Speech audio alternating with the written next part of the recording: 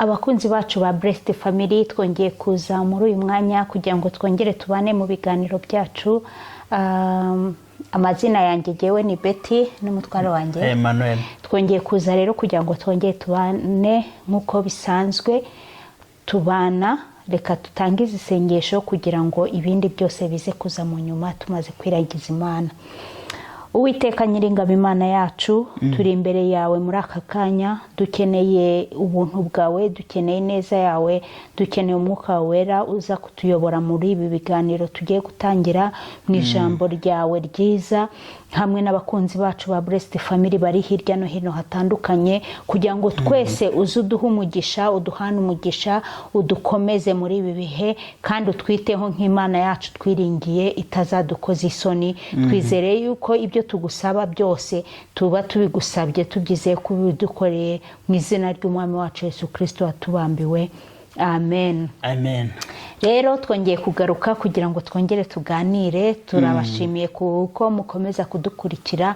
Turashimira abantu bakomeza gukora za komanteri batubwira, banyura no mu gikari bakatubwira bati ni ukuri, kuraje. Ibyo ngibyo ni inshingano zacu zo kugira ngo tuvuge ijambo ry'Imana, duhugurane, kuko nitutagwisari tuzahembwa. Ibi ngibi nta bihembo tuba dutegereje hano muri iyi si, gusa tuba dukora inshingano Yesu Kristo yasize adusigiye. Abakunzi bacu rero mujye mudutera ingabo mu bitugu kugira ngo dukomeze tubane, kandi biratunezereza cyane iyo tubona muri kumwe natwe, tukabona umuntu akoze like, akoze share, akoze comment ku kiganiro. Ibyo biratunezereza cyane. Kare twarabivuze yuko mu mpera z'umwaka tuzagerageza kugira ngo dukomeze tubane n'abari abantu bakomeza batwereka ko turi kumwe. Hari agashimwa ka gift twababikiye, ni ukuri kandi mugategereze. Nawe niba utarabikora ubikore kugira ngo tuzabane muri uwo munezero turangiza umwaka turi gufite amashimwe. Rero muri uyu mwanya dufite hari ibyo waduhishiye. Turagira ngo tukwakire utugezeho ijambo watuteguriye muri uyu munsi. Karibu cyane. Urakoze cyane. Ni wa mwanya n'ubundi w'ijambo.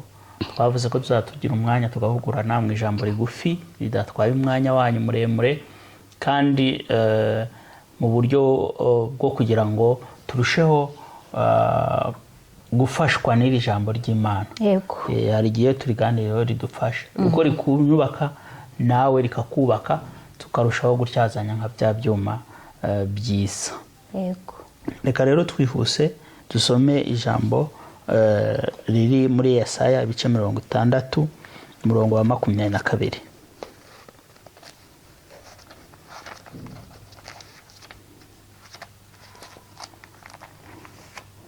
Ibice 60 umurongo wa 22. Kadusome. Amen. Muto azagwira abe mu gihumbi, uworoheje azaba ishyanga rikomeye. Njyewe Uwiteka nzabitebutsa igihe cyabyo nigisohora. Amen. Amen. Imana yacu tugirire neza. Amen. Uyu munsi rero muri kwa gutegereza Imana, ndashaka no kugira ngo nongereho ikindi kintu kijyane n'iryo somo ry'ubushize na kubataribonye barireba ibyo twaganiriye ubushize, ibyo twahuguranye. Noneho twongereye iki kintu cyo kuvuga ngo gutegereza igihe cy'Imana. Noneho Amen. Twizeye inzira zayo, ariko noneho tugomba no gutegereza igihe gikwiriye cy'Imana. Imana yacu tugirire neza. Amen. Twebwe mu bintu tubamo bya buri munsi hari ibintu dusaba Imana. Hakaba uvuga uti nkiza icyifuzo imbere Imana, Mana nkweretse ibi bintu kugira ngo ubimfashemo, shaka ko ibi bintu biba. Cyangwa se ushobora kuba ufite ubuhanuzi nk'ubwa Abraham, ukaba warabwiwe ko hari ikintu Imana izakora mu buzima bwawe. Ushobora se kuba ufite inzozi nk'iza Yosefu, wararose ko Imana hari ibintu warabyizeye ko hari ibintu Imana ikugiriye neza, kandi igihe urose ibintu rimwe na rimwe cyangwa se kenshi ugenda usanga waraganiriye n'Imana mu nzozi, ukizera ko ibyo bintu hari ukuntu bizashoboka. Birashoboka yuko wasomye ijambo ry'Imana rikubwira nka ririya jambo riri muri Matayo 21:22 ngo kandi ibyo muzasaba mwizeye muzabihabwa byose. Iryo jambo rikaguremamo icyizere cyo kuvuga ngo ibintu nasabye Imana izabima. Ariko noneho ikibazo hano turi kwibaza ni ryari. Yego. Bizaba ryari? Ese bizaba ejo? Ese bizaba ejo bundi? Aha rero niho nshaka kuvuga ngo hari ikintu kigomba kuba muri wowe cyo gutegereza igihe cy'Imana. Amen. Imana yacu tugirire neza. Ibintu by'Imana nyine kuko twavuze ngo ubushize du trusting inzira zayo, uko izabigenza ntago tubizi. Wa muririmbyi yavuze ngo sinzi uko bigenza ngo kandi sinzi uko bikora. Ntabwo ubizi, we trusting inzira zayo. Ariko noneho uyu munsi turashaka kufokasinga ngo noneho tegereza igihe cy'Imana. Amen. Imana yacu tugirire neza. Wirwanirira. Hari ukuntu umuntu ashaka kwirwanirira ukabikora nka Aburahamu yagezeho, yabwiwe yuko azabona umwana, azaba sekuruza w'amahanga. Ibazo ikubwirwa ngo uzaba sekuruza w'amahanga, kandi mu by'ukuri wowe wenda ubona nta n'umwana ufite. Aho ni handi twavugaga duhugurana kwize inzira z'Imana ni ukwayo n'ukuzizera. Ariko noneho se bizaba ryari? Barabyizeye, ariko noneho gutegereza ikintu cyitwa guhagarara mu gutegereza mu gihe kiragorana cyane. Igihe kijya kiba ikigeragezo cyane. Igihe kijya kiba ikigeragezo kubera ko ushobora kwizera ukumva birashyushye, ushobora guhanurirwa ikintu ukagira ngo kibaye uwo munsi, ukizera ukishyira mu myanya kandi ari ikintu kizaza. Imana ko ukavuga ngo umuntu akaba yakubwira ngo uhanuriwe umugabo, abizera iby'ubuhanuzi, ukavuga uti buriya yaraje, ndi umukobwa ukuze maze kugira imyaka 25, wenda azaza nyuma y'imyaka 10. Imana rero idufashe kumenya guhagarara, tugahagarara igihe ntikitubera ikigeragezo. Imana yacu tugirire neza. Ntikituvane mu byizero. Igihe ntikidukure mu byizero. Kuko ijambo ritubwira ko uko twe tubari igihe, Imana si kukibara. Ntabwo igihe ariko Imana iri kukibara. Twebwe tubona umwaka w'Imana ushobora kuba ari nk'umunsi umwe warabaye. Urumva? Imyaka 1000 ngo ndingana ku Mana ni mu busa.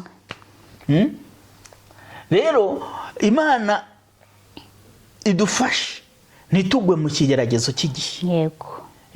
Ahangaha iri jambo dusomye ni Yesu bari muziko Isaya yahanuraga ku bya Yesu zaza cyangwa se Mesiya. Ibi byari mu bimwe yagendaga hanura uko Mesiya zaza nuko ibintu bizaba bimeze. Ariko aravuga ngo arangiza avuga ngo nge Uwiteka nzabitebutsa igihe cyabyo. Urumva harimo ngo nzabitebutsa urumva niko, ariko azabitebutsa igihe cyabyo nigisohora. Yego. Ugomba kumenya ko bizaza byihuse mu gihe cyabyo cyo gusohora. Kandi umubwiriza yaravuze ngo buri kintu cyose gifite igihe cyacyo. Isomye umubwiriza kuri 3:11 umubwiriza aravuga ngo ikintu cyose cyanemwe ari cyiza mu gihe cyacyo. No kuvuga ngo nta kintu uzazana ukihutishe wowe kitari mu gihe cy'Imana. Yes. Aho rero niho harimo ya gahunda yo kugira ngo dutegereze igihe cy'Imana. Imana yacu tugire neza. Igihe nikikubere ikigeragezo mwene data. Niba ufite kwizera ko ibyo wasengeye uzabibona, tegereza igihe cy'Imana. Niba ubonye hari n'ukuntu ubona biri kujya noneho wandabaga, ukabona noneho ukaba watakaza igihe, ukavuga nabonaga bigiye kubishyikira, ariko none dore ibintu bibayemo. Ibi bintu subu nizeye nibyo. Aburahamu yarirwaniriye kugeza naho Sara atumurongo akavuga ati buri Imana yavuze yuko atari nge bizavamo, ahubwo bizava mu baja banjye. Reka uryamane n'abaja banjye abari buzaboneraho umugisha. Urumva ku kigeragezo cy'igihe. Iyo utinze ahantu utegereje, ikigeragezo cy'igihe kiragorana. Ariko mu by'ukuri si wo mugambi Imana yari ifite. Irababona ko barushye kuko abagenera mu byerekeranye n'igihe bavuga yuko kuva Aburahamu amenye yuko azabyara yabonye umwana nyuma y'imyaka 25. ngaho nyumvira icyo gihe nawe. Naho twebwe dutegereje imyaka 3 ubivamo. Ubivamo uravuga ati ibi bintu ko Imana yavuze ko bizagenda gutya, hari n'igihe ubyihutisha, wabyihutisha ugasanga waciye indi nzira itari yo. Wiciriye inzira itari yo waciye. Nkuko tubonye Aburahamu yaciye inzira itari yo, abyara abandi bana, ariko sibo bana b'umugisha, sibo bana b'amahanga bahanurirwaho kuzaba amahanga akomeye. Hari hategerejwe Isaka. Yosefu namuvuzeho ubushize, n'ubu nawe namugarukaho gatoya. Yosefu arota no kugira ngo ibintu bizasohore harimo imyaka irenze 22 abazi kubara. Mu myaka 13 yayimaze ari mu bihe bikomeye birimo gereza n'uburetwa. Urumva? Igihe ese ntiwageraho ukavuga ati koko birya bintu nage navuga ngo narose, birya bintu na data yamamirizaga ko ari inzozi zivuye ku Mana, ibi bintu nago birya sibisi navangiwe. Kubera ko igihe gishobora kugeza mu mwanya utekereza ko wavangiwe. Yego. Ikigeragezo cy'igihe. Igihe kibi gishakwe pe kikakugerageza kubera yuko utabona ko ibintu birimo biraza nkuko wabonaga ko ugiye kubikoza y'intoki, nkuko uyu murongo uvuga ngo nzabitebutsa nguye, ariko ukibagirwa ko yavuze ngo mu gihe cyabyo nigisohora. Ibya Yesu Esaya yavugaga, Esaya yahanuraga ibintu bya Mesiya aza mu myaka 600. Uri kumva? Abantu barategereje, barahebye ndetse baranavuye muri uwo mubiri. Baragiye batanabibonye. Uwubatse inkuge babwiye ngo imvura izagwa, bagumye babona ati ibintu ko imvura subundi kubyo bintu bitabayeho bizaba ryari. Ofete igihe gituma umuntu amanuka ni mu byo yari ategereje, bigatuma ashobora kugira gute akabivamo. Kubiva mu murongo. Nyamara ushobora kuba wari ugiye kubivamo, wari ugeze hafi. Tegereza igihe cy'Imana, wicika intege. Dawidi yarimitswe, yari umwana muto iwabo, bibi gitangaza, bene bakuru be baje bishyizeho rwose, bari bisore bihangati bazi yuko aribo bagiye kwimikwa. Ariko umuhanuzi w'Imana aravuga ati hoya, ntago ari mwebwe, hari umutari hano kandi ngomba kumubona. Bamumenaho amavuta, bamuzanye abona n'umwana w'umusore mwiza, amumenaho amavuta kugira ngo abe umwami. Yarindiriye imyaka 15. Rero wowe umaze umwaka umwe kubw'ibintu wasaba Imana, ukavuga uti ntibikora, ntabwo uri no kubikora, kandi yavuze yuko ibyo tuzayisaba byose twizeye zabiduha, ariko tegereza inzira z'Imana. Nukuri. Imana itubabarire. Hari mwene data weruka gutanga ubuhamya, ni umuntu w'ishiti yanjye kera mu busore, yabyaye amaze imyaka 16 kandi yabwiraga ko azabona umwana. Ariko ubu twashimye Imana. Yewe iyo nkuru narapfukamye hasi nshimye Imana. Ntabwo nanjye hari igihe cyageragaho, hari igihe twaganiraga nkamva ngomba kubona ibyo kumubwira byo kuyangashaka, ko hari igihe ugeraho ukanabibura kubera igigeragezo cy'igihe, kubera ko igihe cyakubyize kikakwereka ko ari igishako gikomeye. Imana yacu rero itugirire neza cyane. Nukuri. Dutsinde igishako ikigeragezo cy'igihe kugira ngo tubashe gushyikira amasezerano yacu, kugira ngo tubashe kugera ku by'Imana yadusezeranyije, kugira ngo tubashe kugera ku migisha yacu, ku byo twizeye. Imana yacu tugirire neza. Ubona ko n'abantu igihe cyabagoye bavuga ngo abantu bavuze yuko isi izashira, ubu izashira ryari, ko babivuze imyaka 100 ikabishize 20-30, kuko ntabwo igihe cy'Imana ntabwo ari cyo gihe cyane. Mwebwe mubari iminsi yanyu yo kubaho igenda yihuta, muramyagira 70 uyirengeje abakomeye, mubari ibyo ngibyo, ariko ntimubarire igihe cy'Imana, kuko Imana ifite igihe cyayo. Reka dutegereze igihe cy'Imana, kandi ntiduhungabanywe n'igihe, cyangwa se ngusange igihe kitubereye igishako gikomeye tubivuyemo, tutangiye kwiganyira, dutangiye kwibaza uko Imana ikora, dutangiye kumva hari atari byo, hari n'ibyo batubwiye ku Mana ko ishoboye, hari umenya tubishidikanyijeho. Imana itugirire neza, amen, Imana idutabare. amen. Bene data, umuntu uri wumva yaratentebukiwe kubera igihe, reka dufatanye nawe gusenga. Yego. Turagushimye Mana kuko utugiriye neza kutwibutsa kugihe, Yo, haleluya, uko tugomba gutegereza igihe cy'Imana. Igihe ikorera ntabwo ari cyo gihe cyacu, kandi icyo twebwe twifuza ko kiba none si yo wenda gahunda y'Imana, kuko atari wo mugambi wayo.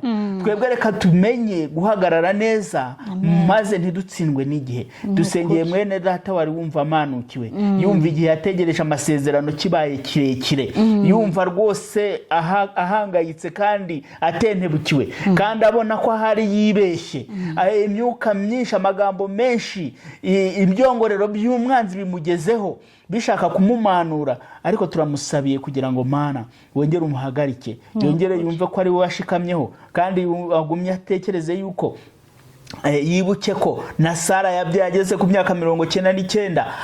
Ibyo byongere bimwibutse yuko yari yararenze gahunda y'ibyo abantu batekereza, n'igihe abantu batekererezamo ibintu cyari cyararenze. Reka rero n'uyu muntu wumva igihe cyamugoye, umugirire neza, abone kwizera guturutse kuri wowe. Kwa kwizera gutuma umuntu abona ibyo yizera ibyo atageze abona mu buzima bwe bwose. Urakoze rero ko hamije kwizera k'uyu muntu, igihe ntikimutware, igihe ntikimutwaza igitugu. Ibyo tubyambaje mu izina rya Yesu Kristo, amen, amen.